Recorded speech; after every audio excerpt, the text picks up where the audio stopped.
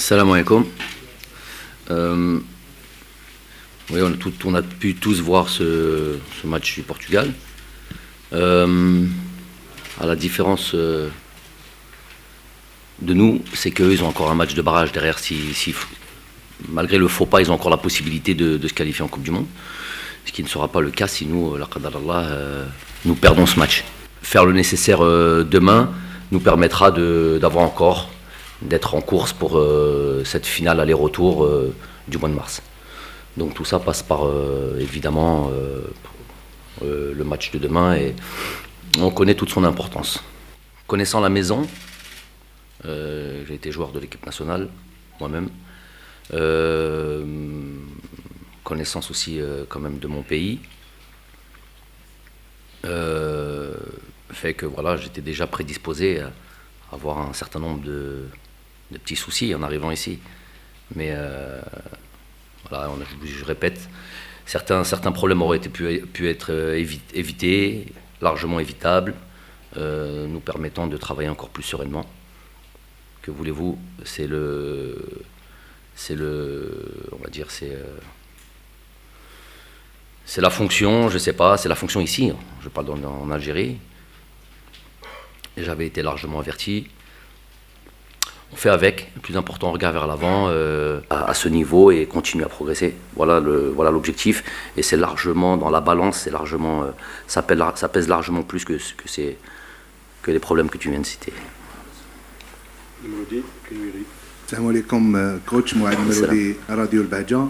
Demain, un match décisif face à une équipe qui vous a mis en difficulté lors du match aller. Est-ce que vous avez bien étudié les failles de cette équipe pour éviter le scénario du match? Ouais, je pense, ouais. Le résultat nous dira à la fin si on a bien étudié. Mais c'est la moindre des choses.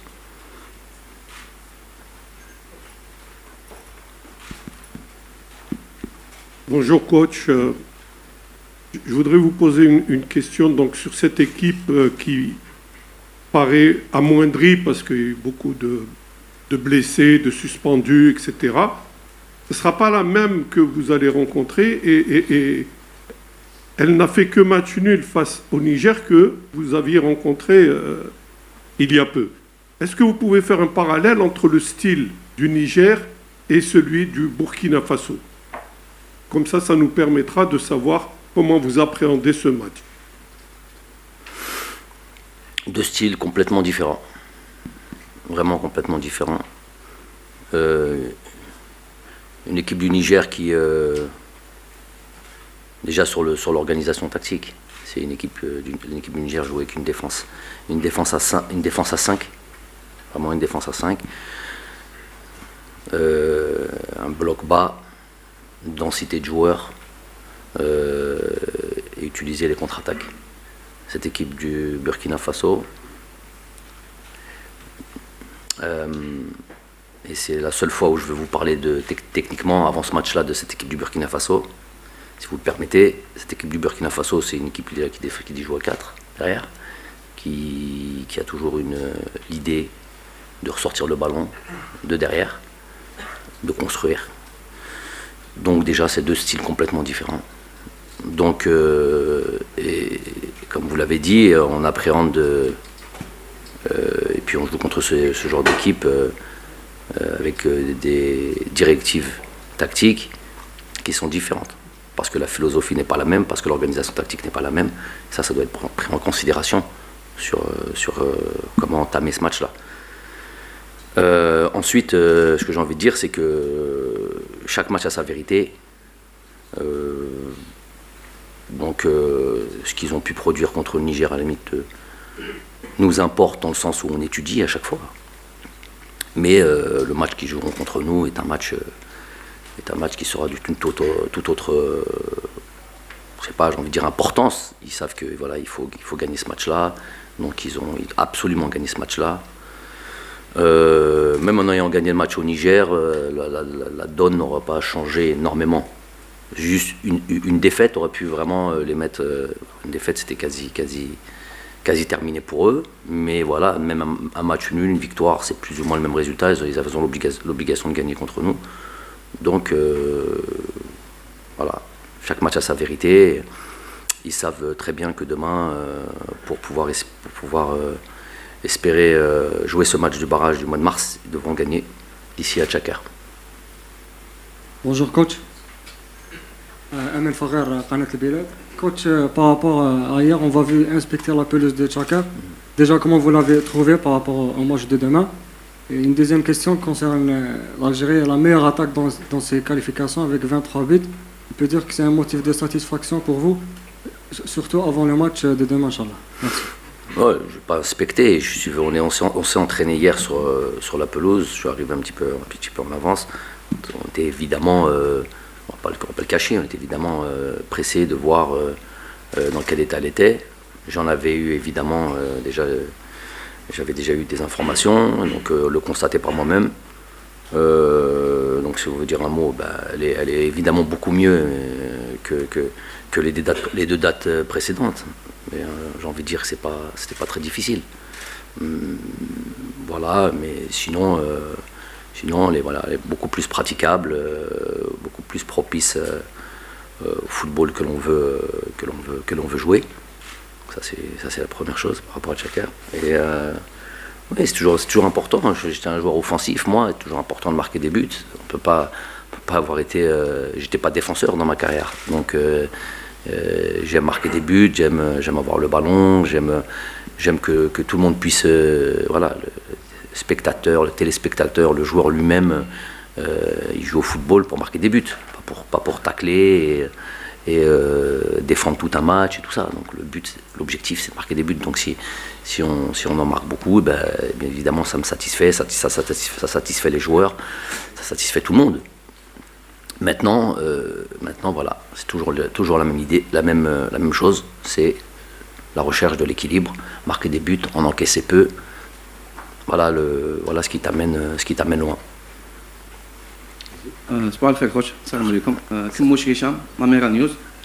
اغلب الخبراء والمدربين في كرة القدم يقولوا انه المدرب جمال بلماضي هو المدرب الذي لا يخطئ ولا المدرب الذي لا يرتكب خطأ. يعني خصوصا في كأس افريقيا الاخيره والتصفيات هذو الاخيره. في الماتش هذا ان شاء الله تاع بوركينا فاسو هذا، يعني الى اي مدى الخطأ ممنوع على جمال بلماضي؟ à quel point ما لازمش.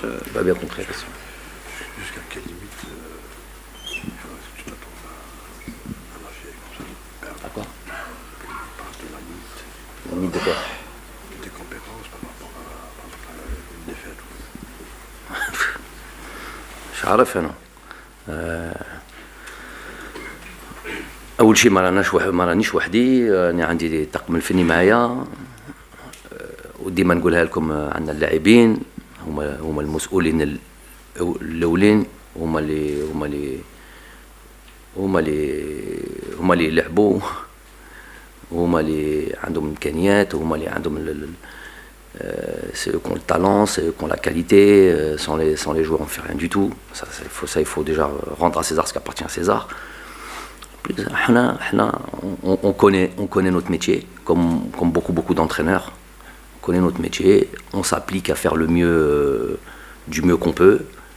On s'applique à laisser le moins de détails possible, parce que le haut niveau, le très haut niveau, c'est du détail. Donc ça on est sûr de bien travailler sur ces aspects-là. Ensuite, l'objectif, c'est chaque match le gagner. Chaque match préparer le mieux possible, rien laisser au hasard. Donc voilà, après, demain c'est pas le moment.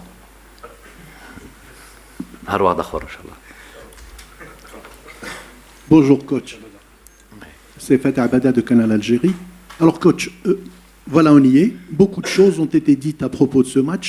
La guerre psychologique, surtout du côté burkinabé, a commencé bien avant ce match, même bien avant le dernier match.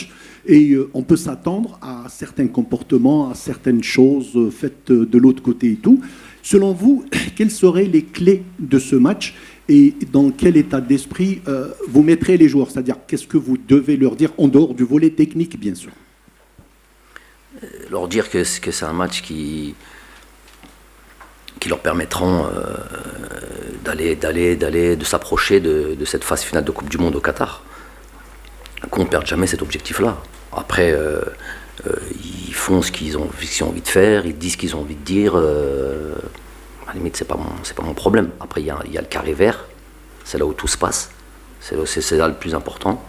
Parce que tendre un micro à une personne et puis s'exprimer, tout le monde peut s'exprimer. Maintenant, après, il y a le carré vert, c'est là où la vérité s'établit. J'ai pas d'inquiétude quant à la la manière de jouer du Burkina, même si ça avait été un petit peu sur quelques situations un petit peu limite match aller, mais dans l'ensemble j'ai pas de souci là-dessus.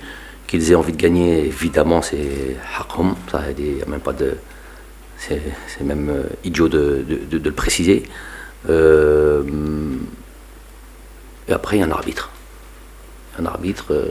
Un corps arbitral, notamment l'arbitre central, qui me semble de qualité. Donc voilà, ça sera à lui de faire régner de faire en sorte que le match se passe dans les meilleures conditions et que le meilleur l'emporte. Voilà, tout simplement. Bonjour le coach, bonjour tout le monde. Permettez-moi de revenir sur le dernier match où on nous a fait une gênée de la tactique.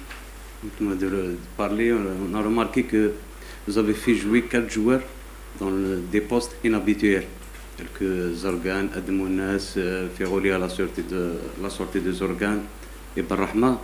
Est-ce que c'est ça le coach que cherche, ou c'est un message aux joueurs le plus important, c'est la philosophie de jeu, ou c'est un message aussi aux adversaires que les cartes des verts ne sont pas dévoilées? Ça, c'est ma première question.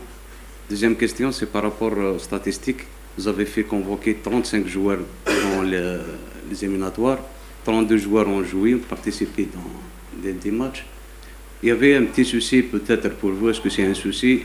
Les changements, l'arrière droit et l'arrière gauche, c'est les postes les plus touchés. Est-ce que c'est un souci pour le coach? Déjà la statistique est très intéressante. À la limite, elle a donné à ceux qui disent que ce groupe n'évolue pas, ce groupe ne change pas, donc l'hadra sahla, mais voilà, ça c'est les chiffres, c'est ce qu'il y a de mieux. Les chiffres, c'est les chiffres qui parlent d'eux-mêmes.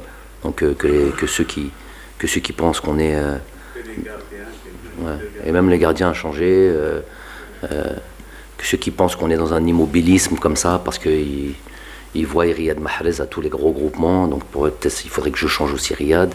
Ils voient, je sais pas, Ismaël Benasser, il est trop là, peut-être qu'il faudrait changer aussi.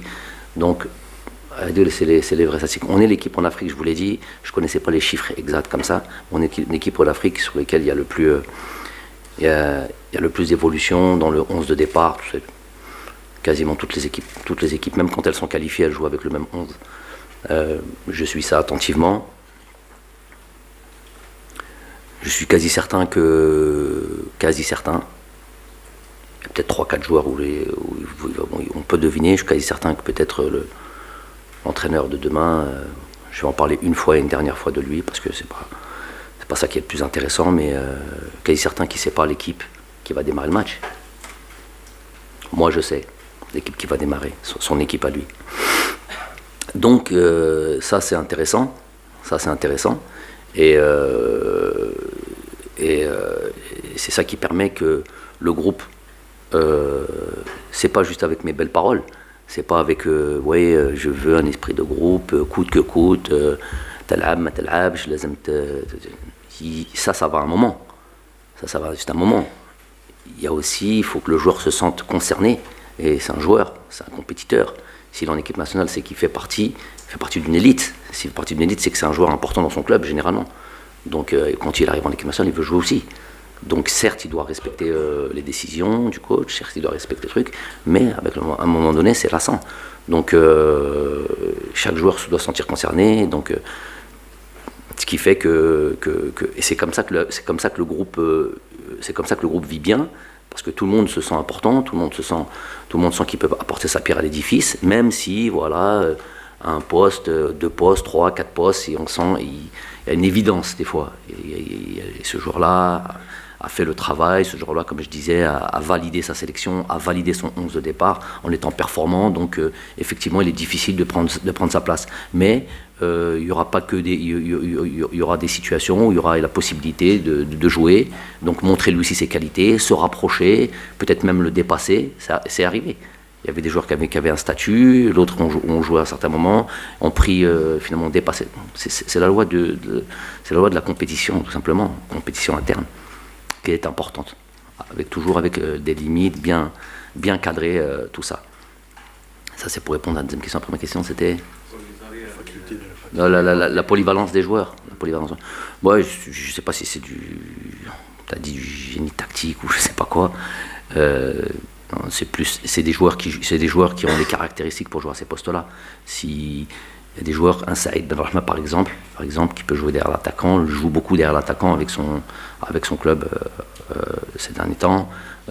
On sait que c'est un joueur qui joue plus, qui joue beaucoup à gauche, qui à la base qui joue à gauche, la position d'un Blaili, mais qui est capable aussi de jouer derrière l'attaquant. Donc de le faire jouer là, c'est pas un souci. Adam Mounas, il a les qualités aussi pour jouer derrière un attaquant.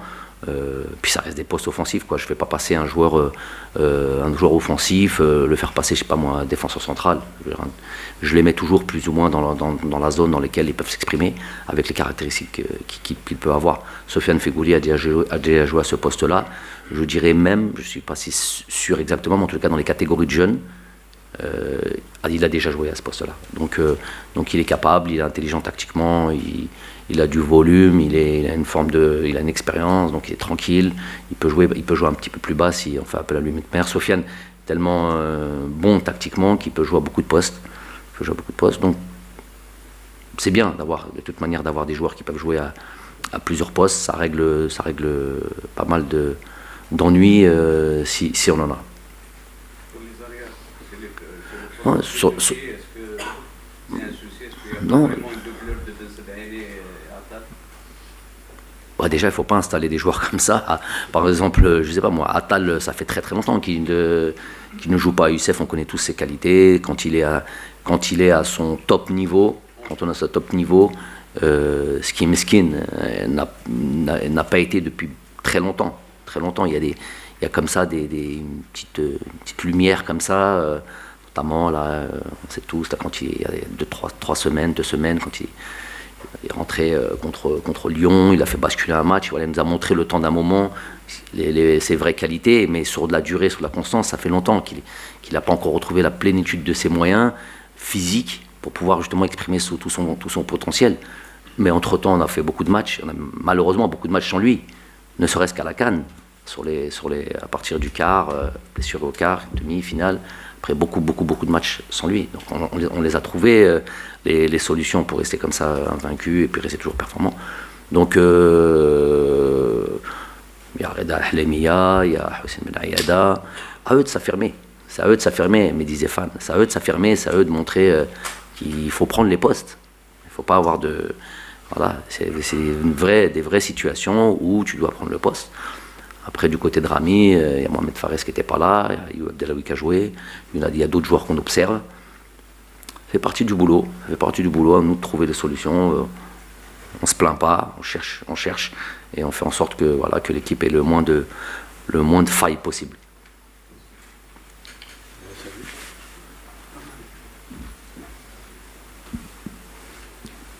السلام عليكم كوتش. بالنسبة للسؤال الأول فيما يخص إصابة يوسف بالليلي في مباراة جيبوتي، هل سنشاهد يوسف بالليلي جاهز للمباراة يوم غد إن شاء الله؟ بالنسبة للسؤال الثاني فيما يخص تصريح اللاعب المصري إينو، صرح وقال أنا لا أتمنى مواجهة المنتخب الوطني الجزائري في المباراة الفاصلة. شكرا. أول شيء يوسف بلالي الحمد لله راه جاهز وإن شاء الله يكون جاهز غدوة تمرن أمس دونك إن شاء الله يكون جاهز المباراة غدوة إن شاء الله. Et pour la déclaration de joueurs, déjà eux sont déjà qualifiés. Eux sont qualifiés avec ce exemple fait 2-2 contre Angola. احنا مازال ما راناش. On fait du répit. Ouais. احنا مازال بصح على كل حال ان شاء الله quand on aura, je répète, mérité de l'eau sur le match du barrage, on mérite, mais il faut le mettre en application, il faut le mettre sur le terrain, sur un match clé, sur un match décisif, à la belle, sur la durée, sur l'ensemble et sur tout ce qui a été fait, ce serait quand même pas dommageable, plus que dommageable, triste de ne pas pouvoir passer. Mais voilà, il s'avère qu'il y a un match à jouer, il s'avère qu'il y a, voilà, qu'il y a au moins un point à prendre. Donc il faudra le faire. Quand ça sera fait, Inch'Allah, le tirage au Qur'an, voilà, on ne choisit pas, quoi. On peut avoir des souhaits. Moi, je ne rentre pas dans ces trucs-là. Qu'est-ce que tu souhaites jouer? Je souhaite jouer l'équipe qui va être tirée. Il la tire. Je l'étudie du mieux que je peux, après je joue. Souhaiter, on n'est pas dans ce monde-là. Si on m'assurait que je souhaite quelque chose et que j'obtiens satisfaction, ok, je souhaiterais, mais s'il y a le Qur'an, ça ne sert à rien de souhaiter. Inch'Allah. سلام كوتش بقدوري محمد الأمين من جريدة الجمهورية. هل يرى الناخب الوطني الجمال بالماضي تواجد الرباعي مبولحي سليماني فيغولي الذي سبق لهم من حق التأهل أمام بوركينا فاسو في 2014 أنه هذا سيعود بالفائدة على بقية التعداد؟ وهل الوضعية مشابهة لمباراة 2014 اللي كانت فاصلة للتأهل نحو مونديال البرازيل؟ شكرا. كانت مباراة صعيبة بين خاصة هنا في بليدة avec le but de Majid. الخبرة دائما حاجة مليحة. Déjà sur le fait de communiquer sur la Coupe du Monde de manière générale. Ces joueurs-là ont joué la Coupe du Monde, Maïs Amandi aussi. Donc déjà de faire parvenir dans un groupe, on a beaucoup de jeunes. Riyad Mahrez a joué aussi la Coupe du Monde. Donc déjà de manière générale, avant de parler même du Burkina Faso, de leur dire que voilà, la Coupe du Monde, c'est, même si on le sait tous, mais pour ceux qui l'ont vécu, ils confirment que c'est voilà, l'événement planétaire, en tout cas l'événement sportif planétaire par excellence. C'est le summum, c'est vraiment le summum. Donc déjà de leur dire que voilà, c'est aux joueurs communiquer avec eux, je sais qu'ils communiquent avec eux, et leur disent voilà, ne ratez pas, faut pas rater cet événement-là, faut pas rater cet événement maintenant parce qu'on a, je me mets à la place des joueurs, je me mets à la place d'Islam, c'est celui qui parle le plus. Donc il leur dit ne ratez pas ça. Et Al Bello déjà il va quand même pas faire la Coupe du Monde 2020-2026. Donc wallah alam, on sait jamais. Avec lui on sait jamais. Donc mais il leur dit ne ratez pas cette occasion-là parce que c'est une Coupe du Monde et parce que vous avez une équipe, vous avez une génération, vous avez des joueurs, on a ce qu'il faut pour déjà se qualifier, peut-être faire quelque chose d'exceptionnel. Donc je suis passé sur une vue plus générale. Ça passe par un match contre le Burkina Faso. Le Ferrer de Burkina Faso, c'est pas la même équipe. Je sais pas s'il y avait un ou deux joueurs qui étaient là en 2014. Je sais pas, je pense pas. Le deuxième gardien de but, il est âgé. Belek Oua, Belek Dabo, je sais pas, il a 33 ans, il a à peu près l'âge d'Islam. Il n'y a pas beaucoup de joueurs en tous les cas. Donc voilà, l'expérience est toujours bonne.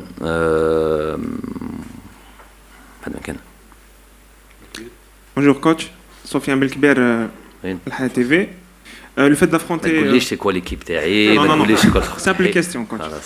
Le fait d'affronter le Burkina dans un match décisif pour une qualification, est-ce que ça vous rappelle un peu le contexte de 2014 et ce qui a pu se passer? Et est-ce qu'il faut se nourrir de ce qui a pu se passer et ne pas croire qualifier avant de l'être?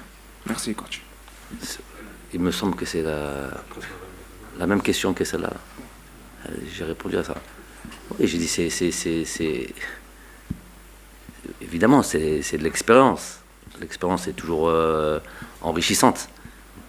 Bon, à la différence, c'est que ce match-là, à ce moment-là, était direct. Tu avais directement ton ticket pour la Coupe du Monde.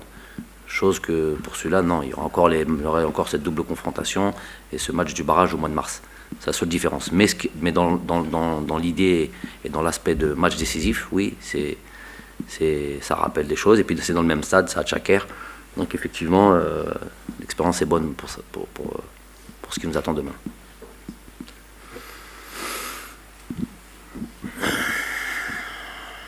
Bonjour coach, Touabi Juba, DZ Foot. Alors coach, la première question, ce sera sur l'arbitrage. Au retour du Caire, vous avez dit que l'arbitre du dernier match n'a pas protégé les joueurs. On a vu de grosses erreurs sur Sofiane Farouli, Riyad Mahrez. On a vu le coach Belaïli aussi. L'arbitre n'a pas sorti les cartons. Donc déjà, premièrement par rapport à ça. Deuxièmement, les matchs de la dernière journée des éliminatoires de la phase de groupe, on a vu hier 2 pénaltys généreux lors de 2 matchs. Donc l'un pour le Ghana et l'autre pour la RDC Congo. Est-ce que vous n'avez pas une appréhension par rapport à ça? Une deuxième question, vous n'avez pas voulu dire quelle... La troisième, celle-là. C'est la troisième. Ok, je m'arrête là. Ok. Donc effectivement, moi je constate, je fais pas après, moi, je constate les faits, ensuite ceux qui veulent le développer, notamment vous, puisque c'est une partie de votre travail quand même, c'est à vous de le faire. Les fautes sur Belaïli, sur Fegouli, sur Riyad. Riyad, c'était 3 fautes consécutives du même joueur. Derrière, je suis absolument... je peux comprendre à la limite qu'on avertisse verbalement à la première. Mais quand ça revient une deuxième fois et une troisième fois et qu'on ne dise rien, qu'est-ce qu'il y a? Tout simplement, qu'est-ce qu'il y a? Il y avait le 4e arbitre à côté de moi. Riyad s'est fait agresser à 3 mètres de nous. J'ai le 4e arbitre. J'ai vu, c'est bon, je m'occupe de lui, du joueur. Il le refait une deuxième fois, il le refait une troisième fois, il dit toujours rien, il fait toujours rien. Je lui ai parlé 25 fois, il m'ignore. Elle a dit c'est Machi Jdida. Ça fait longtemps que ça dure, ça fait longtemps que ça l'est. À chaque fois qu'on dit ça, il y a une partie, je ne sais pas, ceux qui sont toujours contre, nous disent ouais, faut pas tomber dans une psychose ou dans une paranoïa. Mais quand c'est quasiment tous les matchs, il y a ça. Quasiment tous les matchs. Depuis les classifications de Coupe d'Afrique, ou avec ce fameux match contre la Zambie. Donc c'est pas un hasard. Ça, c'est sûr et certain, c'est pas un hasard. On ne peut pas s'attarder là-dessus, il faut jouer les matchs, pas de problème là-dessus. J'ai pas trop envie de m'épiloguer parce que j'ai pas envie que mes joueurs pensent à ça. Mais ils constatent, c'est eux les acteurs, c'est eux qui se font agresser. Ils le vivent dans leur chair, toutes ces choses-là. Sans parler de ce qui se passe en off dans nos vestiaires. Hein. Chaque match, est, au bout de 8 minutes de jeu, 8 minutes au break, à la mi-temps, 8 minutes, l'arbitre est déjà venu dans le truc, il a dit, allez, il faut vous habiller, il faut sortir. 8 minutes, il me semble que c'est 15 minutes le break. Tu viennes à 12 ou 13 minutes pour nous dire que voilà, vous avez 2 minutes de... Mais à 8 minutes, je ne sais pas si c'est pas le moment de parler de ça. Il me semble qu'on a un arbitre de niveau mondial qui va arbitrer ce match-là. J'en suis vraiment heureux, j'en suis vraiment satisfait. Inch'Allah, j'espère vous dire ça à la fin du match, qu'il n'y ait pas de une décision d'un côté comme d'un autre. Moi, je suis pas pour le moi, je suis pour le fair play. Je suis pour les choses justes et je réclame haqq et bark. Donc si nous on a fait quelque chose, tous les matchs sont analysables, hein, si on a fait quelque chose qui n'a pas été réprimandé ou pour qu'on me le montre, Il me semble qu'il n'y a jamais rien de notre côté, en étant tout objectif, et que ça va toujours dans un sens. J'espère que demain ça sera pas le cas. On ne part pas avec cette idée-là. On est focus, concentré complètement sur notre match, sur notre jeu, l'adversaire qu'on a en face, et on les considérations arbitrales, on met ça de côté parce que ça sert à rien d'en parler. On en parle dans la conférence de presse, ça va changer quoi? Ça va rien changer du tout. Donc laissons ça, Inch'Allah, Rabbi, qu'il n'y ait pas de soucis demain. Et que celui qui mérite de l'emporter, l'emporte. السلام عليكم. جمال فرماني الحوار. voilà. حرب نفسيه كبيره قام بها المدرب تاع منتخب بوركينا فاسو الاتحاديه البوركينابيه. هل تتوقعوا انتم يكون هناك سيناريو كي يجونا الجزائر؟ انا في افريقيا دائما يكون دائما سيناريوهات كيما هادو باش ياثروا على الجماهير، ياثروا على اللاعبين باش يخرجوهم من المباراه. وشنو هي الرساله تاعك للجمهور وللاعبين؟ لا احنا مش même pas نسموا نسموه هذا خليه يهدر راه حر كما قلنا. J'espère qu'on on verra le hadra même بعد le match. Voilà, moi c'est ça qui m'intéresse, moi c'est le match. De soit là on a suffisamment d'expérience, il y a toujours qui m'a des gens comme ça qui veulent parler comme ça, يهدروا بزاف. Moi s'il pense qu'il dit c'est le terrain qui va lui donner raison ou pas. Et si c'est juste qu'il m'a dit harb comment et voilà, s'il pense que c'est comme ça, en termes de communication, c'est limite. Moi, je partage pas cette manière de faire. Mais c'est sa manière de gérer son groupe ou de voir le boulot comme ça. Je suis pas dans le truc. Donc ça nous concerne pas. Allah, il se débrouille avec ce qu'il raconte. Ensuite, le Djumhur, je n'ai le Djumhur. Déjà, alhamdoulilah, les hallo, ils ont ouvert les stades et voilà, j'aurais aimé que le stade puisse être plein, qu'on puisse avoir l'ensemble de nos supporters, Inch'Allah, que partie remise, Inch'Allah, pour le mois de mars, Inch'Allah. Il dit, j'ai rien à lui dire, moi je sais qu'il fera son travail, il supportera son équipe, les places elles sont parties à vitesse grand V. مساكن على بالي بلي باغي يدخلوا في الملعب tôt, il y a les intempéries et tout ça, donc on y pense, on le sait. Inch'Allah, on est très très très très heureux de retrouver nos supporters. Et juste ce qu'on peut leur dire, c'est que voilà, on a ouvert le sujet la dernière fois rapidement, je ne sais pas qui m'a posé la question par rapport à ça, sur les hymnes nationales. Voilà, qu'on respecte, pas besoin de siffler. Il a Idiruha Barra. Là, je vous rappelle, à la conférence d'avant, je vous avais dit notre hymne national il y a toujours un problème avec notre hymne national. Vous vous rappelez de ça? Première conférence de presse. Deruha au tiers. Au Caire, ils nous ont mis un tiers de l'hymne national au Habso. Et les joueurs, ils ont fait leur travail. Il y a fois. Après, oui, c'est ce que j'ai. Et dès qu'on leur a fait, parce que c'est quelque chose d'incroyable, ça, de faire ce genre de choses. J'ai jamais vu ça de ma vie, moi. Ils l'ont remise au moment où on allait démarrer, parce que il y a un incident diplomatique, ils l'ont remis quand on était sur le terrain, quand on allait jouer. Ça, c'est jamais clair quand c'est notre hymne national.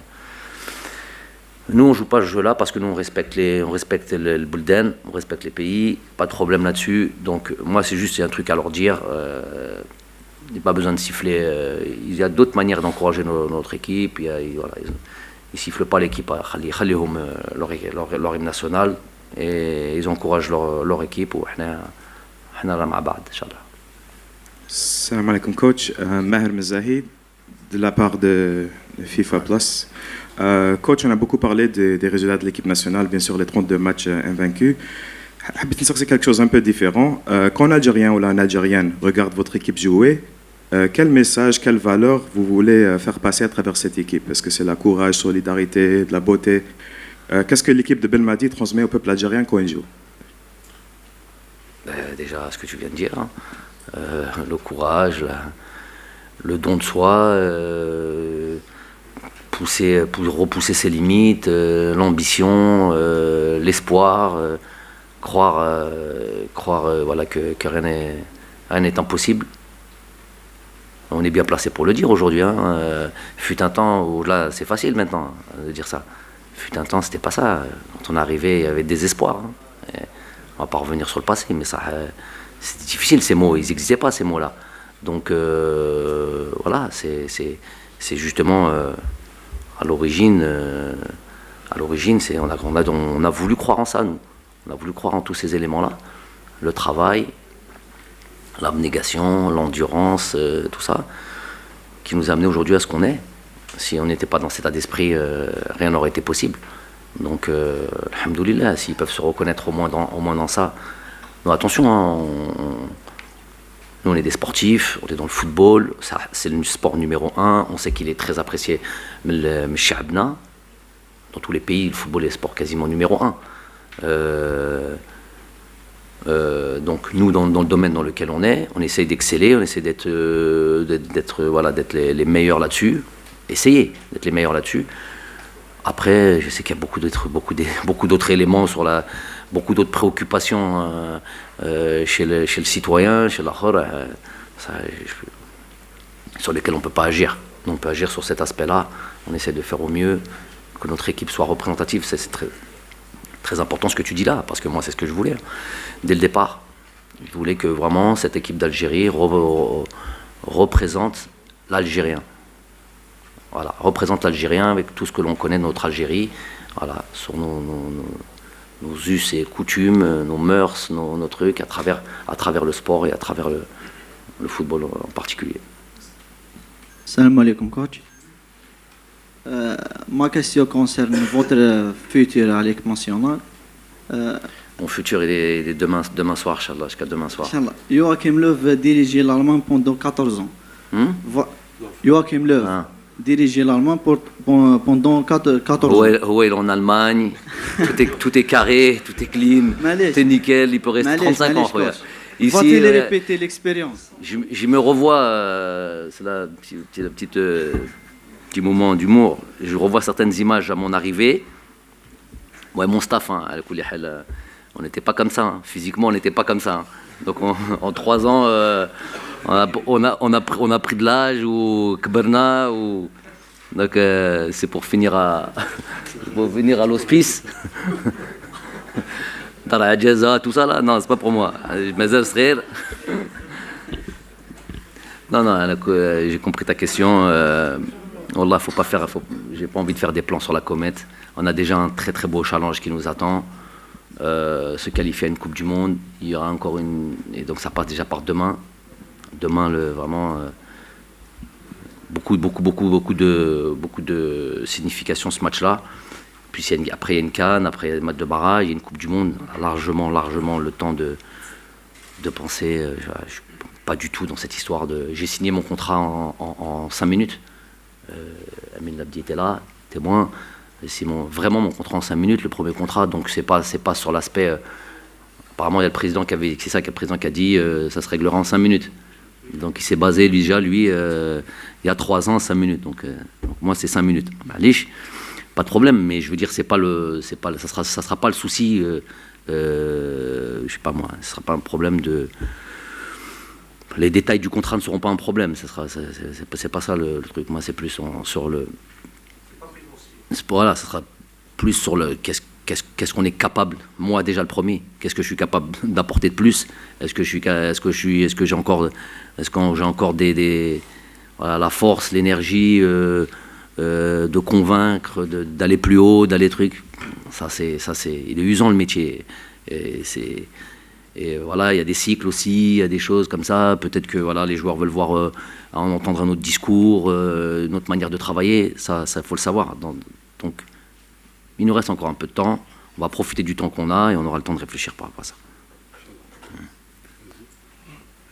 السلام عليكم. أيوب دراجي اس فليكس نيوز. سؤالي: المنتخب الجزائري يملك مهاجمين من الطراز الرفيع، بونجاح وسليماني.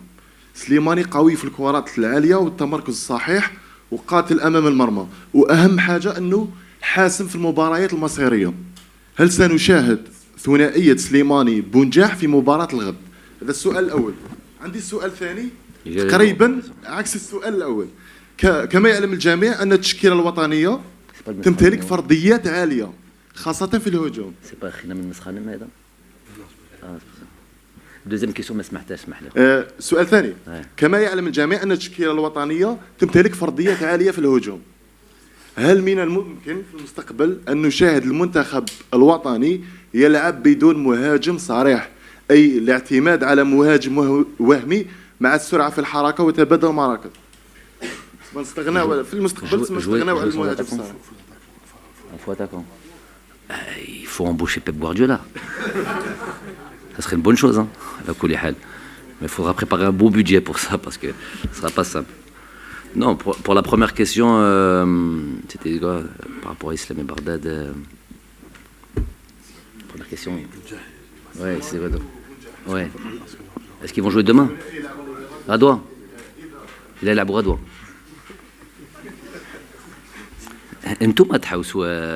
Après vous me dites que Qasef, C'est pas. C'est Thomas Hausso. Qui va me dire que tu es غدوة. Donc, tu veux que je dise. Comment il s'appelle l'entraîneur? Malo. Donc, Malo, il est en train de nous entendre là, Malo. Donc, il entend. Ah, c'est bon, le coach, il va jouer avec 2 attaquants demain. Je vous ai dit, moi, je peux donner son équipe de demain. Je peux la donner. Si vous voulez, je vous la donne, si vous voulez. Ça me rappelle quelque chose, ça. Non, je l'ai l'équipe Tahom. Vous la voulez, ça? Ok. Bon, le gardien, normalement, ça va être Kofi. C'est pas lui qui a joué le premier match là, contre le Niger parce qu'il était soi-disant blessé. Et je dis soi-disant parce que c'est bizarre. C'est lui le gardien habituel. Et il est resté en Belgique, il s'est entraîné avec son club. Et il n'a pas joué le match contre le Niger. Donc ça nous a surpris. Mais bon, apparemment, il a repris l'avion et les aurait rejoints. Donc on imagine que c'est lui qui va jouer. Donc il va jouer avec Kaboré, arrière droit, Dayo, Tapsoba, Yago à la gauche. Après, milieu de terrain qui bouge un peu, 3, ça peut être 1 ou 2 ou 2 et 1. Ça va être Guira, Dabo, Sangaré. Après, à droite, il a le choix entre Sanogo et Bayala. À gauche, ça va être Bandé. Et devant, c'est pas parce qu'ils ont perdu leurs 2 attaquants axiaux, Lassina Traoré et Konaté. Donc, on ne sait pas c'est qui va jouer devant. C'est un jeune sûrement. Voilà l'équipe Tahom. Ouattara, ouais. Donc, moi, je ne pense pas qu'ils puissent savoir. Ils savent que Riyad Mahrez, il va jouer. Il va jouer Riyad Mahrez demain. Donc, à la belle homme. Ils savent qu'il va y avoir un des 2 attaquants qui va jouer. Parce que sinon, ce n'est pas Amoura qui va jouer demain. Non, mais chez Darouk. Donc, je ne pense pas pour le reste. Coach, bonjour. Mohamed Amina Berkan, Al24 News. Alors, je vais poser brièvement deux petites questions. Alors, ma première question, vous en parlez tout à l'heure sur la pelouse, pas pour polémiquer, parce que tout le monde connaît un rayon. On va pas cacher, on va pas se voiler la face. Les pelouses sont en mauvais état. Juste une question, avez-vous déjà songé, ou peut-être vous allez songer, dans quelques temps, par exemple, à aller jouer sur la pelouse du nouveau stade à Oran? L'enceinte, elle est aux normes internationales. La pelouse, je ne saurais vous répondre. Je vous laisse le soin en tant que technicien. Vous êtes mieux placé que moi. Et une deuxième question, elle est personnelle. Après le match du Burkina Faso, leur match nul face au Niger, c'est une pression de moins pour vous ou c'est toujours la même pression? Merci. Pour le stade, il avait été décidé de faire cette campagne de qualification Coupe du Monde à Tchakar. Ça, c'est une chose sur laquelle on l'a dit en amont et tout ça. Et puis, il y a eu le Covid. Ça a permis de vraiment... Ce stade, finalement... donc là, on a joué un match en septembre, un match en octobre. Avant ça, on a fait 2 matchs au mois de juin, je crois. 2 matchs en juin, Mauritanie et Mali. Et avant ça, on n'avait pas joué dessus pendant, je crois, 1 an et demi, quelque chose comme ça. Avec le Covid et tout ça, ça faisait très longtemps. Donc il a 3 matchs, en gros, il a 3-4 matchs en 2 ans. Mais déjà, à ce moment-là, il y a 2 ans, ou depuis le jour où on a eu le groupe, l'attribution du groupe, on avait déjà dit qu'on voulait jouer à Tchakar, ça a été décidé comme ça. Donc il y a eu largement le temps de travailler dessus, de faire ce qu'il faut. Et donc c'est pour ça qu'on était assez surpris, choqués de ce qui s'est passé en septembre et octobre. On ne va pas revenir là-dessus comme vous avez dit. Et ce qui était prévu aussi, c'est surtout ça le plus important, ce qui est prévu aussi, c'est que dès qu'on aura fini les qualifications Coupe du Monde, c'est sûr et certain qu'on ira jouer ailleurs, notamment au stade d'Oran. Donc ça, c'est aussi prévu depuis longtemps. Bon, ça, c'est un souhait que l'on a, tout staff technique, joueurs et tout ça. Après, voilà, il y a des règles de sécurité à régler, tout ce qui me dépasse. Mais en tous les cas, le souhait est là, c'est sûr. Oran, c'est le stade qui est le plus prêt, parce qu'ils vont accueillir les Jeux méditerranéens. Donc oui, après Inch'Allah, la date FIFA, Inch'Allah, du mois de mars, on ira jouer ailleurs. Parce que je pense qu'il va y avoir, je ne sais plus exactement, j'ai pas voulu me plonger là-dessus, pas voulu mettre la charrue avant les bœufs, mais j'imagine qu'après le mois de mars, il va y avoir peut-être 2 dates FIFA avant la Coupe du Monde qui va arriver. Donc 2 dates, je ne pense pas qu'il peut y en avoir plus que ça. Donc il n'y aura pas la possibilité d'en faire 12 000 matchs aussi. Hein. Mais si on peut en placer au moins un et aller à Oran, ce serait bien un peu d'aller à l'ouest. C'est pas parce que je suis originaire de l'ouest, on n'allait pas vite en besogne. Mais on a beaucoup joué, on a quasiment, en tout cas sous mon air à moi, on a joué qu'à Alger depuis 3 ans. On a un beau stade à Oran, on a un public là-bas, tout est réuni pour aller. Et puis ça n'interdit pas tous les Algériens de rejoindre Oran, c'est une belle ville. Il y a de quoi s'amuser, tout ça là-bas. Coach, bonjour. Azim Bessol, Botola. On vous a écouté parler de la Coupe du Monde avec beaucoup d'émotion. Vous n'avez pas la chance de la disputer en tant que joueur. Est-ce que c'est ce qui vous a motivé à embrasser cette carrière d'entraîneur et de sélectionneur par la suite? Et voilà, c'est tout. Déjà, remue le couteau là où ça fait mal. Nazim. Ça, parce que non, j'en parlais avec les joueurs, notamment sur notre retour du Caire dernièrement. Alors, je leur disais, voilà, j'ai pas eu la chance de connaître ça en tant que joueur. C'est pas passé loin parce que bon, petit truc, mais en 2010, normalement en 2010, voilà, j'aurais pu revenir en sélection. J'avais reçu un coup de téléphone du président de la fédération à ce moment-là. Il s'avère que voilà, je ne pouvais plus jouer. Je me suis fait opérer une dernière fois à mon genou et puis j'ai mis fin à ma carrière. Voilà. Après un match, je me rappelle, contre le Valenciennes Paris Saint-Germain. Tout de suite après le match, j'avais reçu ce coup de téléphone et j'avais nourri cette ambition de jouer cette magnifique compétition qui a fait que plus qu'entraîneur, joueur de foot, si je explique aux joueurs, moi je suis né en 76. À 10 ans, il y avait la Coupe du Monde 86. Donc la Coupe du Monde de Diego Maradona, mon joueur par excellence, je pense pas que le mien, hein, je pense qu'il y a beaucoup ici, et il y avait l'équipe d'Algérie. Donc c'est comme ça que j'ai voulu devenir footballeur professionnel, en voyant cette Coupe du Monde, en regardant, j'étais suffisamment âgé pour comprendre, j'avais déjà 10 ans, et il y avait, voilà, donc c'est là où j'ai appris à rêver. Rêver, donc c'est avec la Coupe du Monde. Ce que j'expliquais aux joueurs, vous êtes une génération, j'aurais dit que vous êtes une génération différente, il y a peut-être d'autres éléments qui vous ont poussé et qui vous donnent envie de jouer au football ou de devenir professionnel. Moi, ça a été la Coupe du Monde. Donc déjà en tant que joueur.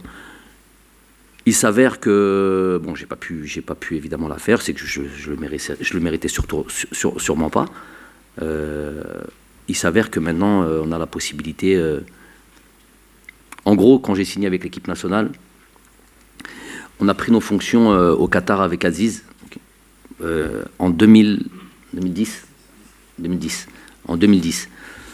Et en 2010, alors que je démarrais ma carrière de coach, qui aurait pu démarrer puis se terminer très vite, puisque j'avais que 33 ans, je venais de terminer ma carrière de joueur, t'as pas beaucoup de certitude en tant qu'entraîneur, il n'y a que les résultats qui parlent. Donc si ça s'était mal passé, peut-être que ça s'arrête brusquement, plus de confiance, et peut-être qu'on quitte la fonction. Donc on a été champion dès la première année, et on s'était dit à ce moment-là, ce qui nous faisait vraiment, Aziz et moi, on a commencé nous deux, rêver vraiment très sincèrement. Je peux vous le dire, on n'a pas préparé ça, hein. C'était l'équipe nationale d'Algérie, et ce qu'on se disait, imagine toi jouer une Coupe du Monde avec l'équipe nationale d'Algérie en tant qu'entraîneur, en 2010. Il s'avère qu'on n'est pas trop loin, on n'est plus trop loin, dans un pays comme le Qatar, où j'ai fait mes gammes en tant qu'entraîneur. Quand même, il y a beaucoup d'éléments qui sont, on dirait que les planètes sont pas mal alignées quand même. Est-ce que je dis ça aux joueurs, parce que moi, je parle de mon cas parce que tu me poses la question à moi, mais les joueurs eux-mêmes, il y a pas mal de joueurs maintenant qui jouent au Qatar. Bardad Bounedjah a marqué de son empreinte ce pays-là, de manière historique, d'un point de vue statistique, puisqu'il est peut-être le meilleur buteur déjà de toute l'histoire d'El Sadd, qui est un des meilleurs clubs d'Asie, des meilleurs buteurs de toute l'histoire du championnat qatari. Et la Coupe du Monde, elle lui vient chez lui, dans son environnement, là où il excelle. Et croyez-moi que vous connaissez cette histoire de jouer à domicile, jouer à l'extérieur. Donc c'est pas mal de choses. ceux qui n'ont pas joué au football, ils n'arrivent pas trop à comprendre. Une bonne équipe, là où elle est forte. Oui, normalement. Déjà, il n'y a pas que des très bonnes équipes dans le monde. On va parler, l'excellence, c'est un petit nombre. Hein. Il y a un Real Madrid, un Barcelone. Après, il y a beaucoup d'équipes en dessous. Il y a en France, il y a 2-3 équipes. Après, il y a toutes les autres équipes. Donc, il y a 15-16 équipes partout dans les championnats du truc qui sont de bonnes équipes, de moins bonnes équipes. Et eux, ils savent ce que c'est jouer à domicile et jouer à l'extérieur. Ce sentiment qu'a le joueur de confiance, d'un truc, voilà, qui des fois presque ne s'explique pas. Pour ceux qui n'ont jamais joué au football, ne connaissent pas ce sentiment. Donc c'est pour ça que j'étais un peu loin pour vous expliquer un peu le ressenti des joueurs de jouer comme ça au Qatar. Et c'est notre, entre guillemets, c'est notre deuxième pays. On y vit. Moi, j'ai fait mes gammes en tant qu'entraîneur. Beaucoup de joueurs, Bardadi y est, Youssef Blaili y est, Jamel Belrami y est. Bon, j'espère qu'il n'y en aura pas trop. Ça s'arrête là, c'est bon comme ça. Et ce sentiment d'être à domicile, en termes de probabilité, je le répète souvent, c'est infime. Comment nous, on peut être à la tête d'une sélection qui est pas loin, on est à 3 matchs de se qualifier pour une Coupe du Monde, dans un pays comme le Qatar. Tout petit pays, dans tous les pays du monde qu'il y a, en termes de probabilité, c'est infime, pour que ça puisse se réaliser. Donc, ce qui nous fait un peu penser comme ça, s'imaginer que se qualifier, et en plus de ça, faire quelque chose d'exceptionnel dans un second temps. On a ce petit truc au fond de nous comme ça qui nous dit c'est maintenant ou jamais. Et aussi autre chose, c'est la dernière version, je pense, de la vraie Coupe du Monde. Quand je dis la vraie Coupe du Monde, déjà on parle de Coupe du Monde tous les 2 ans, donc ça va enlever un petit peu son côté rare et son côté difficile à accrocher, puisque tous les 2 ans tu auras la possibilité de faire 48 équipes, c'est ça? On va passer à 9 équipes. C'est bien pour le continent, il n'y a pas de problème là-dessus.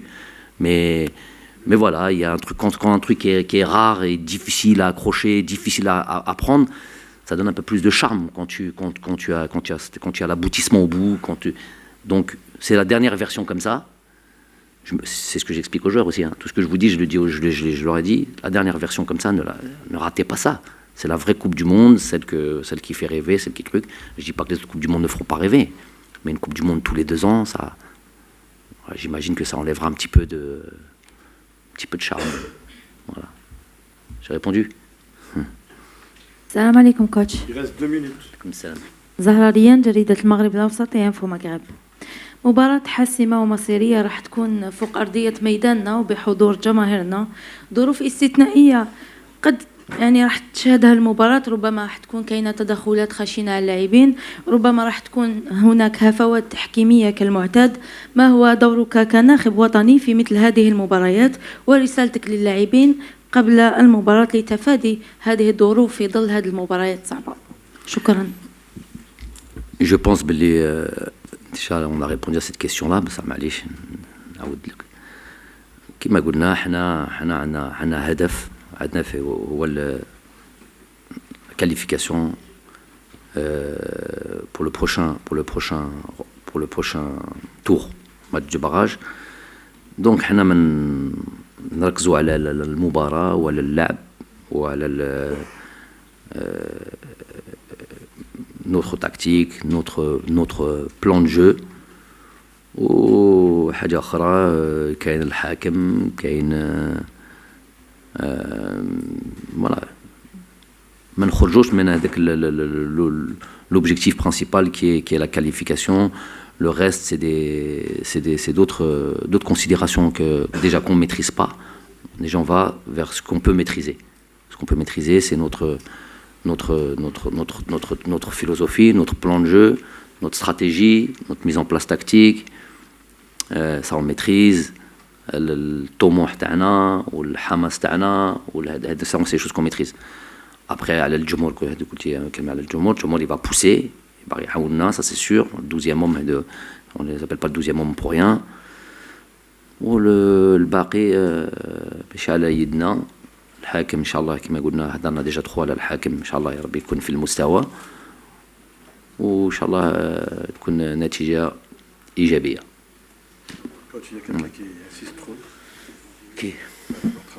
ما فيني اخينا صباح الشيخ السلام عليكم. ما تضحكناش. لا سؤال جدي ان شاء الله. حسين بوشكير فود 22. يوم امس في كورنيش الدوحه تم رفع اعلام منتخبات المتاهله مونديال قطر 2022. بالنسبه لك تتمنى راك تستنى وتتمنى كالشعب الجزائري كرفع الرايه الوطنيه في مونديال قطر في لا كورنيش. انا نقول وانا مأكد على كلامي. هذا المونديال يكون مونديال بالك احسن مونديال في تاريخ كرة القدم. باسكو راني عايش تما وراني نشوف ونعرفهم sur leur capacité à organiser des événements sportifs. Déjà sur des événements de niveau voilà au niveau de l'Asie, au niveau de tout ça, on voit l'excellence et on voit l'organisation. On va en avoir un petit aperçu fait de Kass al-Arab, déjà où c'est une petite répétition de Kass al-Alam avant l'heure. Et j'ai eu la chance de jouer il y a une dizaine de jours un match avec certains acteurs du football mondial. Enfin Fantino, son bureau, des joueurs, Cafou, des joueurs comme ça. Et on a fait un petit match comme ça sur un des stades de la Coupe du Monde. Croyez-moi, en plus blanc et vert, le stade. Croyez-moi, c'était extraordinaire. Le Malab, déjà, des stades magnifiques, incroyables, de tout style, qui représentent le pays.